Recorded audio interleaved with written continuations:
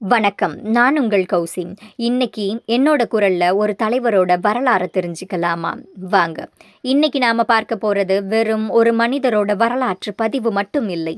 இந்த மண்ணோட சுதந்திரத்துக்காக தன்னோட உயிரையே தியாகம் பண்ண ஒரு மாபெரும் வீர புயலோட கதை. ஆம், 1897ஆம் ஆண்டு ஜனவரி 23ஆம் தேதி ஒடிசாவில் உள்ள கட்டாக் நகரில் பிறந்த அந்த பாலகன்தான் பின்னாளில் வெள்ளையர்களை ஆட்டி படைத்த நேதாஜி சுபாஷ் சந்திரபோஸ். சிறு வயதிலேயே சுவாமி விவேகானந்தர் மற்றும் ராமகிருஷ்ணரின் தத்துவங்களை படித்து வளர்ந்தவருக்கு தாய்நாட்டோட விடுதலை தான் ஒரே மூச்சாக இருந்தது.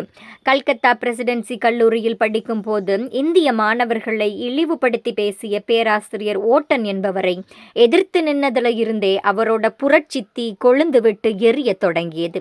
தந்தையோட ஆசைக்காக லண்டனுக்கு போய் உலகமே வியக்கிற அளவுக்கு ஐசிஎஸ் தேர்வில் அகில இந்திய அளவில் 4வது இடத்தை பிடித்து சாதனை படைத்தார் நம் நேதாஜி. ஆனால் வெள்ளைக்காரனுக்கு சேவகம் செய்ய மாட்டேன்னு அந்த பெரும் பதவியை அஞ்சாமல் தூக்கி எறிந்துட்டு வந்தாரே, அங்கதான் தொடங்கியது அந்த வீராப்பின் முதல் அத்தியாயம். இந்தியா திரும்பியதும் CR தாஸ் அவர்களை அரசியல் குருவாக ஏற்றுக்கொண்டு களத்தில் இறங்கினார். ஸ்வராஜ் பத்திரிகையை நடத்தி இளைஞர்களை போராட்ட களத்துக்கு இழுத்து வந்தார்.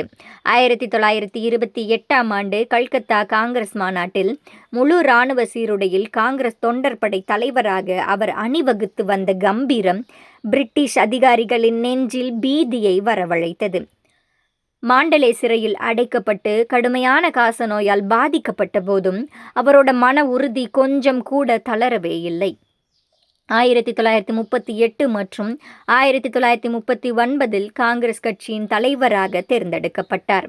ஆனால் அஹிம்சை வழியில் மட்டுமே போதாது, எதிரிக்கு எதிரியோட மொழியில தான் பதில் சொல்லணும்னு தெளிவா நம்பினார்.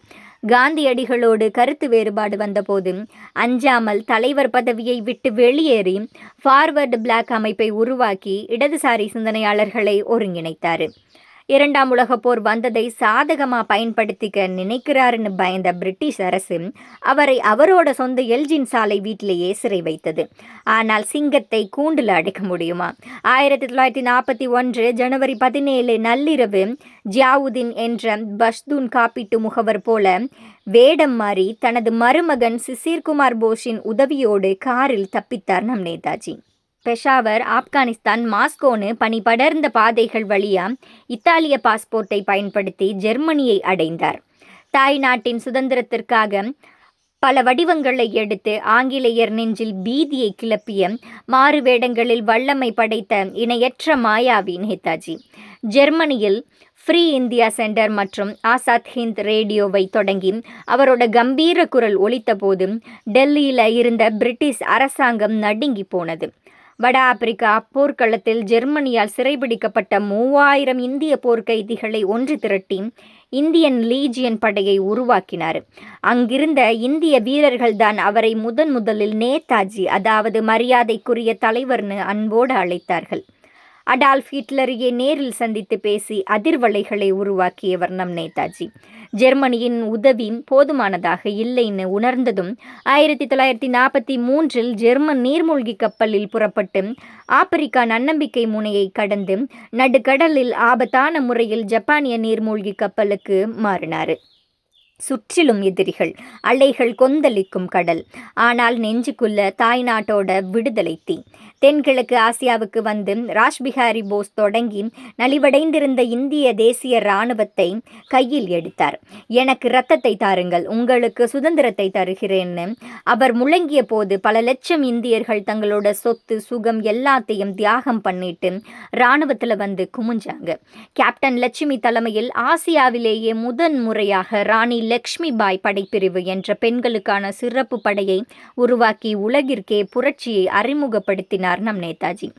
1943 அக்டோபர் 21இல் ஆசாத் ஹிந்த் என்ற இடைக்கால சுதந்திர இந்திய அரசை அமைத்து சொந்தமா வங்கி, நாணயம், அஞ்சல் தலைகளையும் வெளியிட்டார்.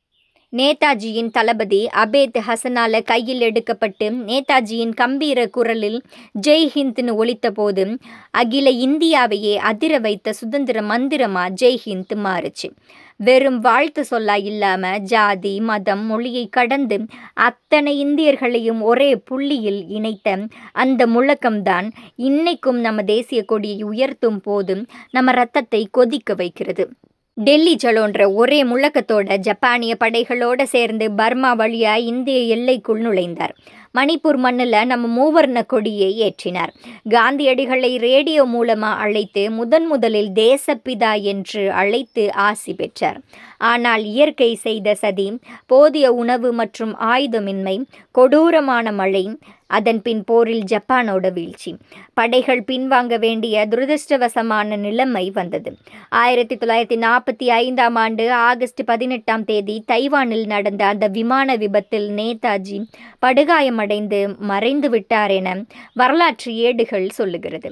ஆனால் ஒரு உண்மையான வீரன் சாகிறதே இல்லை. அவரோட உடலுக்குத்தான் அழிவே தவிர அவர் விதைத்த அந்த சுதந்திர தீக்கு அழிவே இல்லை. அவர் உருவாக்கிய இந்திய தேசிய இராணுவத்தின் வீரம்தான் பிரிட்டிஷ் இந்திய இராணுவத்திலேயே கலகத்தை தூண்டி ஆங்கிலேயர்களை இந்த மண்ணை விட்டு ஓட ஓட விரட்டியது. இன்றைக்கும் நாம சுவாசிக்கிற இந்த சுதந்திர காற்றுக்கு பின்னாடி நேதாஜி சிந்திய ரத்தம் இருக்கு, ஜெய்ஹிந்த் என்ற முழக்கம் இருக்கு. அந்த மாபெரும் கம்பீர வீரனுக்கு மனமார்ந்த வீர வணக்கம். நன்றி.